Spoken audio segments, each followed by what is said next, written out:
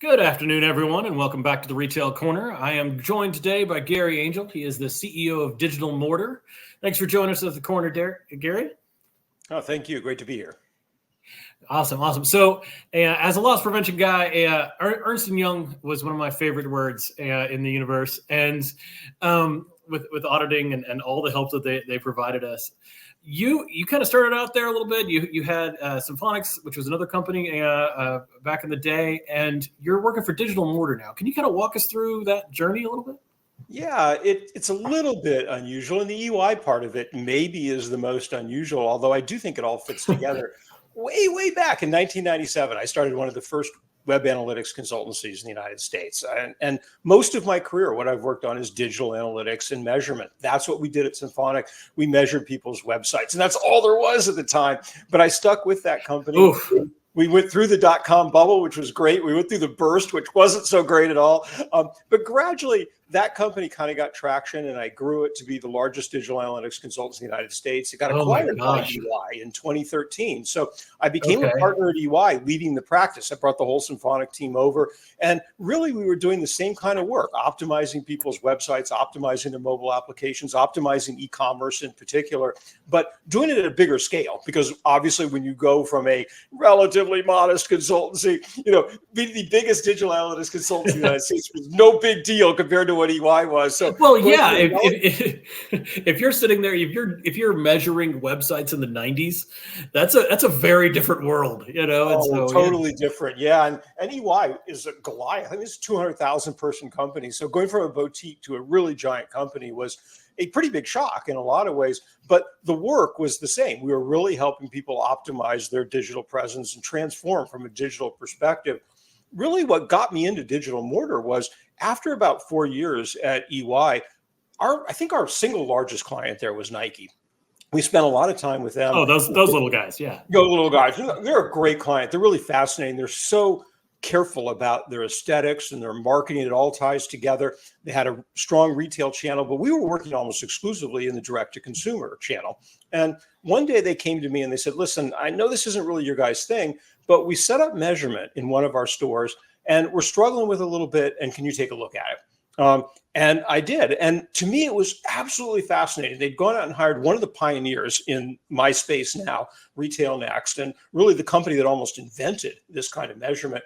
They'd wired up one of their stores and they were trying to use the data. And it was remarkably similar in some ways to really primitive early digital analytics data. And they were struggling with it, and they were struggling with it for good reason. The data was kind of raw. There were a lot of holes in it. There were a lot of problems. The analytics wasn't very rich, but I was blown away. I was like, this is awesome. Do you mean that you can do the same thing in a physical store that we've been doing for years in digital? You can really understand how people are behaving and what they're doing. I thought it was just the coolest thing in the world. And I started looking at the field, and I basically convinced myself that this was sort of the next follow on to digital. In digital, every single thing gets measured. When you scroll, it gets measured. When you click, it gets measured. How long you spend on each thing gets measured. But in the physical store, very little gets measured. And from my perspective, that's a huge gap. Stores are an expensive commodity. They're really valuable. They're really expensive to maintain. The idea that people had this asset and weren't measuring it with anything like the same level of detail in digital really made me think it was a market here. So I spun out to create Digital Mortar. And really what we do is we do that kind of measurement. We try to take what people do in digital and apply it to the physical store.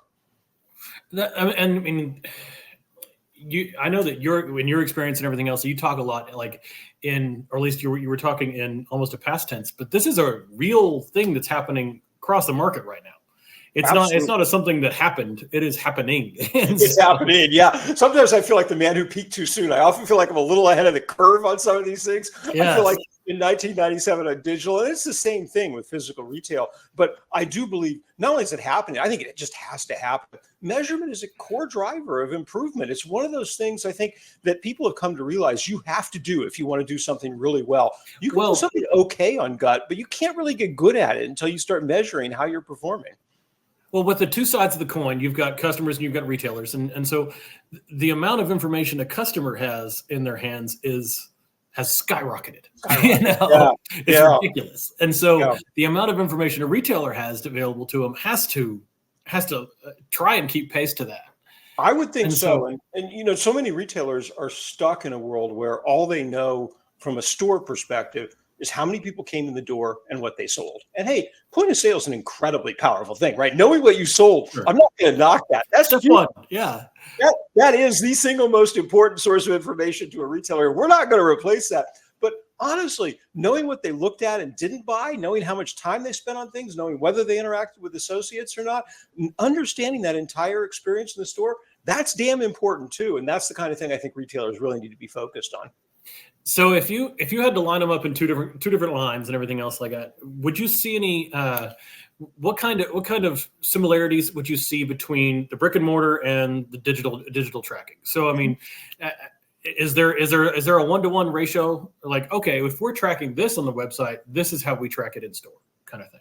When I first started down this path, I thought it was going to be maybe more similar than it turned out to be. It's one of those things that you always believe your past experience is maybe a little more relevant to the future than it turns out. But there are a lot of similarities. I mean, I think if you think about it, in the digital world, typically what we're measuring is path to conversion. We're measuring how long people looked at things, whether they dwelled, whether they engaged, whether they scrolled, how deeply they got into it. Very similar set of behaviors in terms of what we measure on the floor of a store. We're measuring what did people look at? What did they pass by? We even measure how quickly they passed it by. What was the velocity they walked past the display? If they're moving really fast, that display maybe has no chance to stop and engage them. But if they're moving slow, is the display engaging them? Are they spending time with it? Are they interacting with product? And are they ending up at the cash wrap? So from that perspective, there's a lot of similarities when you think about shopper behavior. But there's some things that really surprised me too. One thing we never thought about much when we were doing digital analytics, hey, the website is electronic. There's no such thing as an associate. When we started doing store measurement, we focused a little bit on associate measurement, mostly to take them out of the data. We wanted to make sure we weren't measuring associates as shoppers, right? Because that messes up all your numbers. And that was one of the first things when I started looking at the data. In this section for 4 hours. Wait a minute. Yeah, I've seen people who've been here for 6 hours. That can't be true. No one ever spends, not even at a Nike store do people spend 6 hours.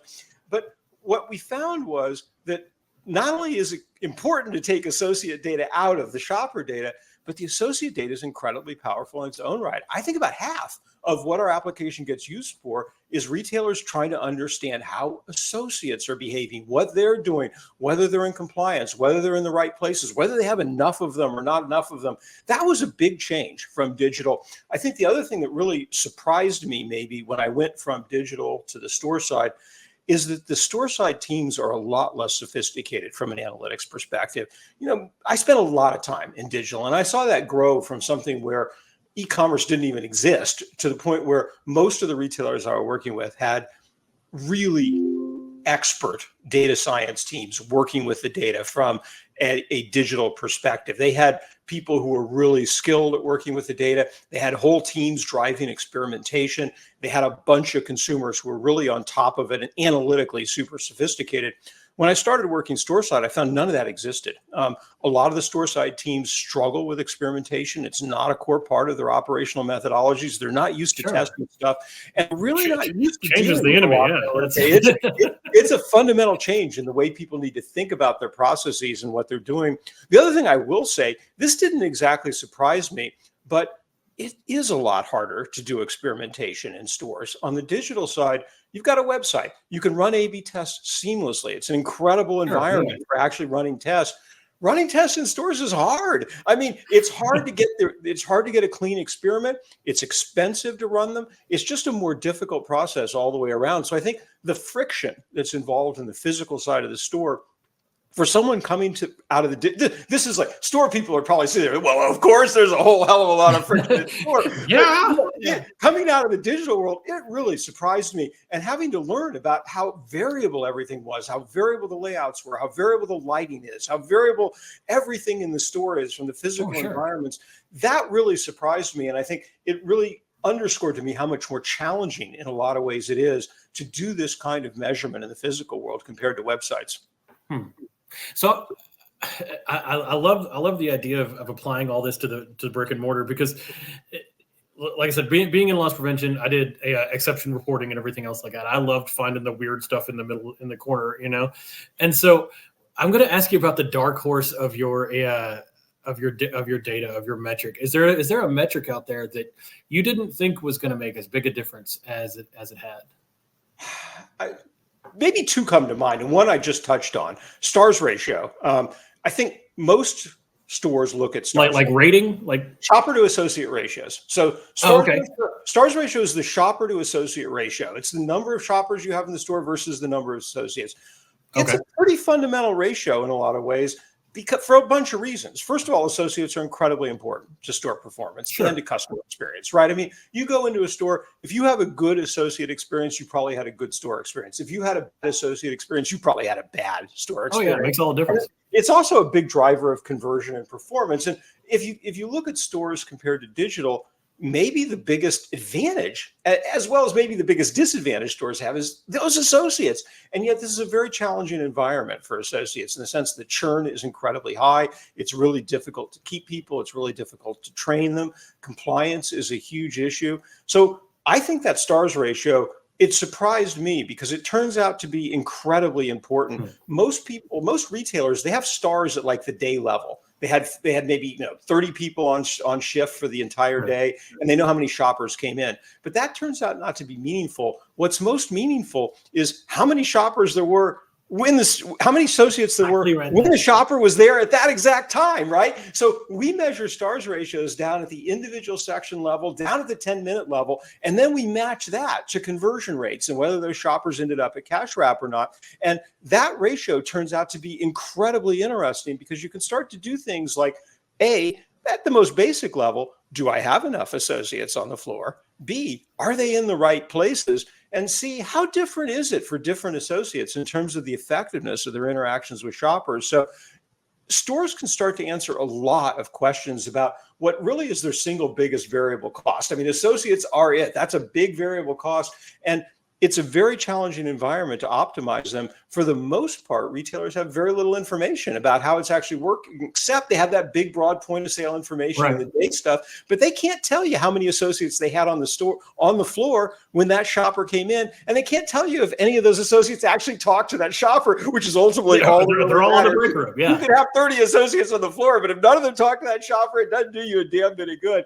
Well, that kind of question, I think, was surprisingly important and turned out to be one of the most proactive metrics, something that people could actually do to change their business. Because a lot of times I get asked with analytics, we provide this massive analytics. There's so many analytics that come out of this kind of measurement.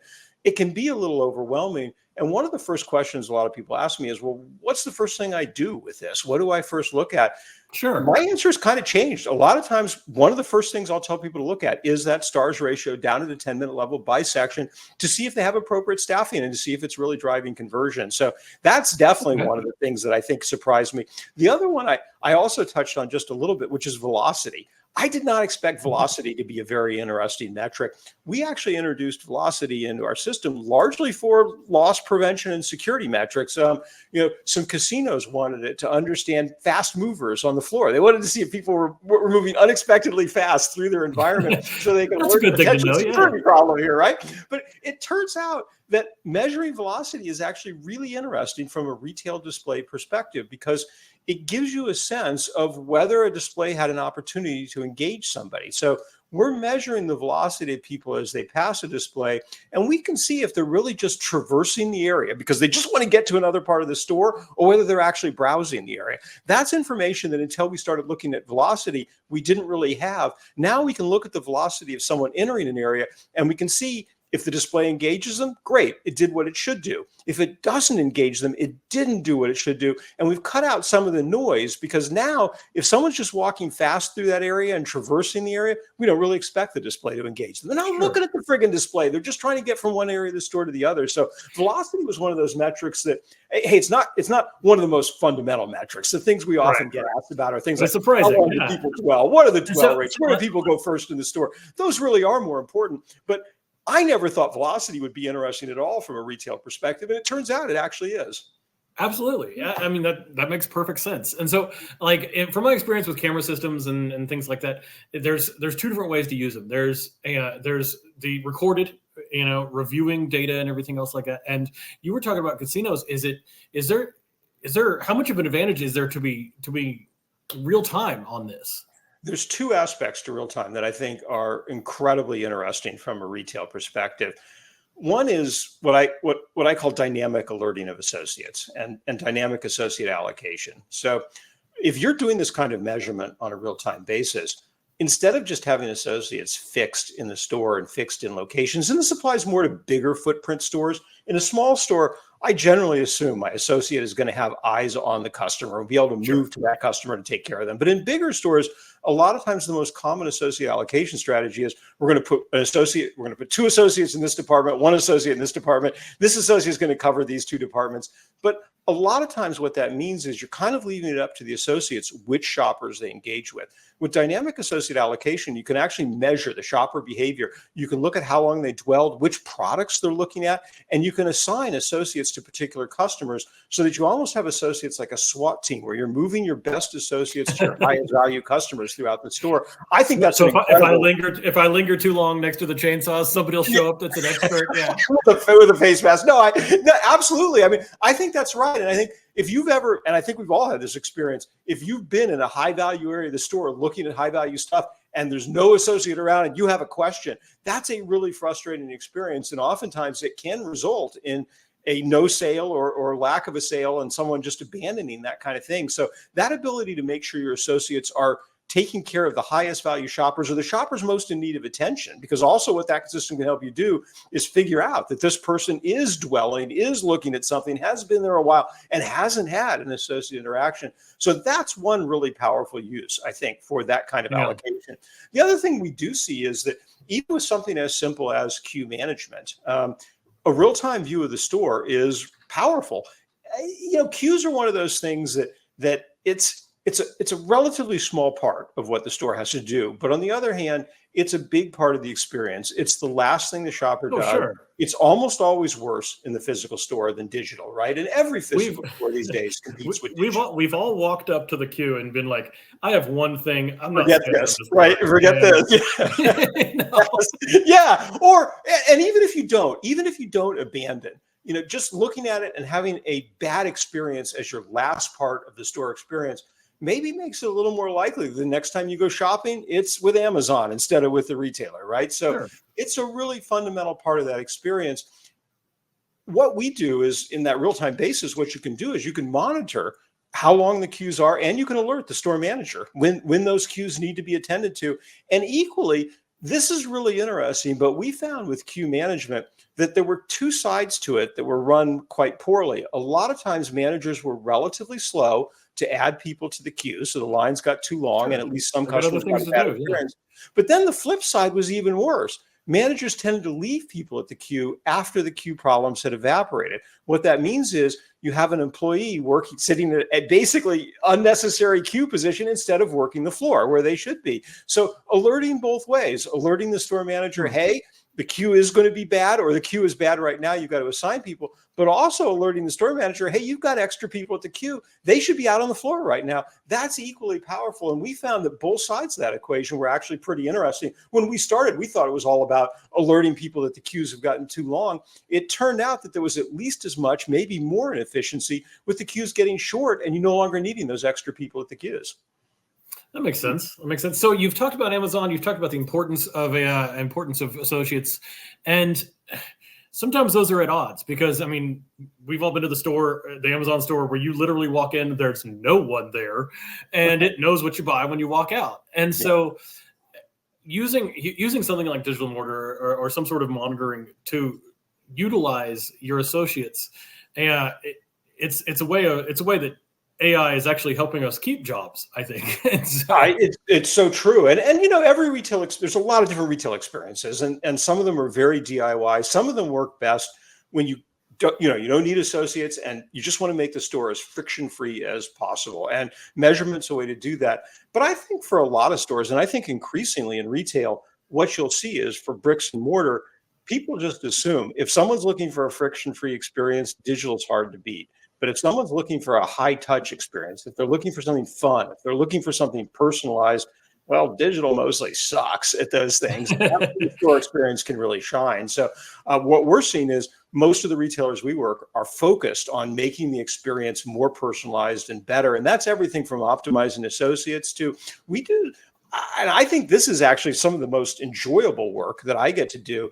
We get to do things like personalization, device control from the standpoint of doing people measurement. So if you looked at a product area and then you're walking through the store, we can adapt the videos that you're seeing based on the product interest you've shown. So Ooh, if you have an interest in cosmetics, we're going to show you stuff about cosmetics, not stuff about bicycles, right? I mean, and I think that just makes good sense. But no one has ever had that kind of data before. No one's ever had that kind of opportunity to personalize. We can shine spotlights on things. We can control the lighting. We can control the sound in the store. And we can do that, if someone's approaching, we can spotlight a product. If they leave, we can turn the lights off. Not only does that make the product presentation more dramatic, it saves energy. And I think it creates an environment that feels just richer and more interactive for customers. So bringing some fun to that store experience. Absolutely. When people think about store measurement, mostly what they're thinking about is analytics and experimentation and sociology. Hey, that is mostly what it is, right? I mean, I'm not going to put too happy a face on that. Most of what we do is optimization, analytics, trying to understand what's making the store worse than it should be and fixing those areas of friction. Having said that, I do believe some of the device control, interactivity, personalization, those are immensely fun and interesting uses for the same kind of people measurements. The same system doing exactly the same things. It's just using it to be proactive during the shopper experience. And that's a time when, again, you only get those shoppers in the stores so often. Their time there is incredibly valuable. Absolutely. The more you can do with that time, the better off you're going to be. So I've been reading a little bit about analytics. I've studied it and everything else like that. And there's different methodologies. There's functionalism. There's two-tier. There's everything else like that. On a very technical question, what do you think the best approach for analytics is? Just, I guess, methodology approach is. Let's talk about that a little bit. You mentioned a couple of methodologies that I pioneered on the digital side of things. And I think of course. they were especially appropriate to digital. And I will say functionalism, for instance, was a really simple, straightforward methodology that says, if you want to look at metrics on a website, what you should think about is what the function of each portion of the website is. So if you go to a page that introduces a whole bunch of products, its function really isn't to sell things. Its function is to get people to go to the products they might buy. That's like, we call that a router page. And the idea is that you don't want to measure that page based on conversion rate because it's not actually selling anything. It's trying to get people to the right places. So we measure pages like that based on, if they looked at that page, did they go to the right products that they were eventually interested in? That approach can be somewhat interesting from a physical store perspective, but it's not as appropriate to physical stores as it is in the digital environment. A lot of digital tends to be about optimizing search because digital is such an expansive environment. Of course. Getting the customer to the right place is a huge focus. That can be an issue in physical stores, but it's less of an issue in most cases. On the other hand, the second methodology that we used a lot in digital analytics turns out to be highly appropriate to stores. It's called two-tiered segmentation. And the idea is, hey, everybody does what I would call tier one segmentation. It's demographics, right? Our primary buyers are women between the ages of 25 or 40, something like that, right? Every retailer has a set of demographics that they care about, that they market to, yada, yada. That's all great.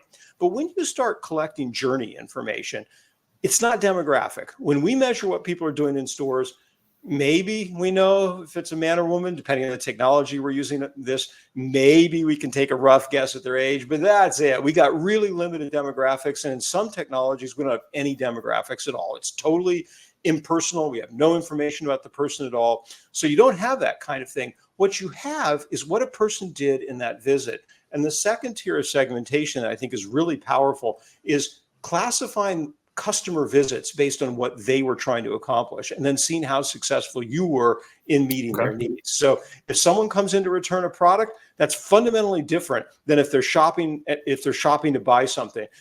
Even shoppers are fundamentally different. There's shoppers who maybe go right to clearance. There's shoppers who are looking at the whole store, just browsing, maybe looking for a gift. There are shoppers who are looking for one specific brand and one specific product. Well, those are really, really different kinds of shopping visits.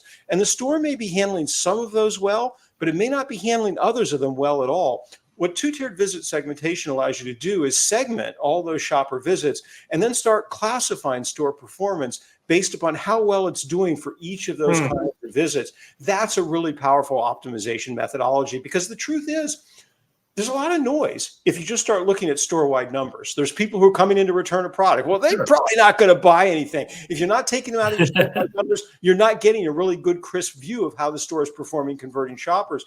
But even as I said, among shopper levels, there are such fundamentally different kinds of visitors that if you're not classifying those visitors and then looking at the store's performance, you may be missing real optimization opportunities relative to that type of shopper in your store. So that kind of segmentation actually came over very cleanly from digital, and it's something we do all the time from a store perspective. That makes sense. So we're running up against our time limit here. I got one question for you.